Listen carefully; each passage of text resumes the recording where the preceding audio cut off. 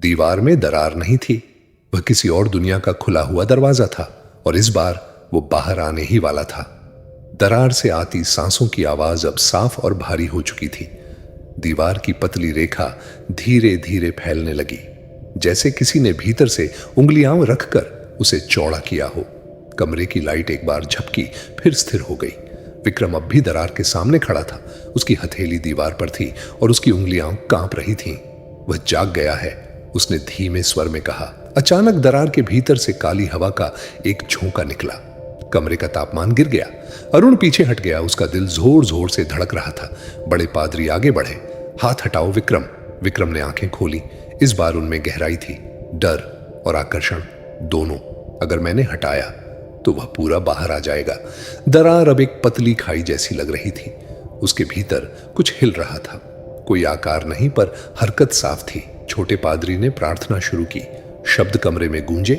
जैसे ही आवाज उठी, दरार से एक भारी हंसी सुनाई दी। तुम फिर आ गए, आवाज ने कहा। बड़े पादरी ने दृढ़ स्वर में जवाब दिया। हम दरवाजा बंद करने आए हैं। यह दरवाजा नहीं है, आवाज फुसफुसाई। यह रास्ता है। अचानक दरार और फैल गई। दीवार के भीतर अंधेरा नहीं, बल्कि जैसे कोई दूसरी जगह दिखाई देने लगी, धुंधली पर अलग। वहां टूटी दीवारें थीं, खाली गलियारा और दूर कहीं एक हल्की परछाई। अरुण की सांस रुक गई। यह हमारे घर जैसा नहीं है, क्योंकि यह तुम्हारा घर नहीं, बड़े पादरी ने कहा। यह उसका बनाया हुआ स्थान है। विक्रम की आवाज बदल गई, गहरी और दोहरी।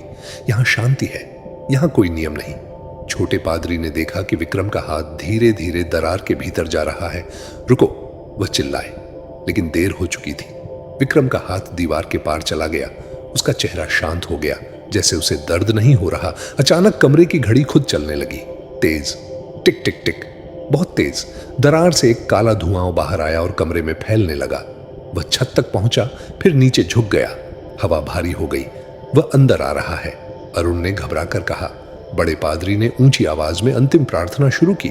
शब्द अब आदेश जैसे थे। छोटे पादरी ने भी साथ दिया। दोनों की आवाजें मिलकर कमरे में गूंजने लगीं। काला धुआं कांपा। दरार के भीतर की जगह हिलने लगी। विक्रम अचानक पीछे गिर पड़ा। उसका हाथ वापस आ गया, लेकिन दीवार पर अब एक गहरा निशान था, जैसे किसी ने अंदर से पकड़कर छोड़ा हो।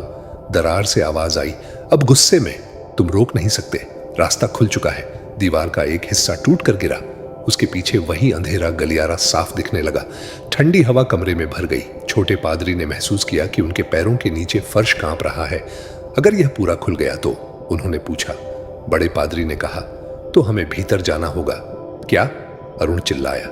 ये बाहर आए, उससे पहले हमें समझना होगा कि यह है क्या।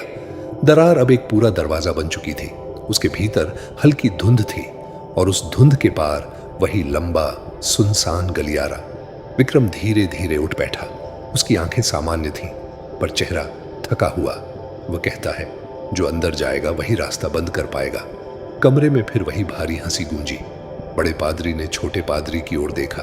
दोनों समझ गए, ये अब सिर्फ प्रार्थना से नहीं होगा।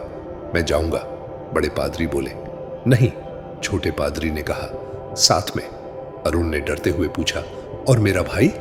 बड़े पादरी ने विक्रम के कंधे पर हाथ रखा। वह यहीं रहेगा। दरवाजे को खुला मत छोड़ना। दरवाजे के भीतर से ठंडी हवा का तेज झोंका आया, जैसे कोई बुला रहा हो। दोनों पादरी धीरे धीरे दरार के पास पहुंचे। जैसे ही उन्होंने कदम अंदर रखा, कमरे की लाइट एकदम बुझ गई। उन्हें लगा जैसे वे किसी खाली इमारत में खड़े हैं।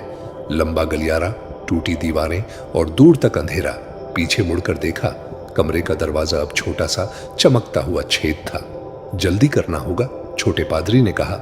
दूर से कदमों की आवाज आई, धीरे धीरे भारी कदम। एक परछाई गलियारे के अंत में खड़ी थी, बिना चेहरा, बिना आंखें, बस आकार। तुम यहां क्यों आए? आवाज गूंजी। बड़े पादरी ने कहा, तुम्हारा रास्ता बंद करने। परछाई हिली, दीवारों पर दरारें फैलने लगी। ये मेरा घर है, आवाज बोली। नहीं, छोटे पादरी ने उत्तर दिया, ये तुम्हारा बनाया हुआ डर है। जैसे ही उन्होंने एक साथ प्रार्थना दोहराई, गलियारा कांप उठा। परछाई पीछे हटने लगी। अचानक जमीन फटने लगी। उनके पैरों के नीचे दरारें उभर आईं। अब, बड़े पादरी चिल्लाए। दोनों ने हाथ आगे बढ़ाया और जोर से अंतिम शब्द बोले। एक तेज रोशनी फैली। गलियारा टूटने लगा। दीवारें गिरने लगी।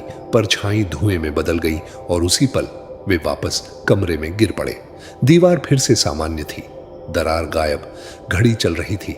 विक्रम बिस्तर पर बैठा था, हैरान पर शांत। कमरे में अब कोई ठंडक नहीं थी, हवा सामान्य थी। अरुण की आंखों में आंसू आ गए। खत्म। बड़े पादरी ने दीवार को ध्यान से देखा, कोई निशान नहीं। उन्होंने गहरी सांस ली।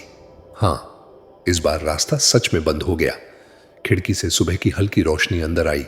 रात बीत चुकी थी और दरवाजा अब सिर्फ दीवार था। दोस्तों, अभी कहानी खत्म नहीं हुई।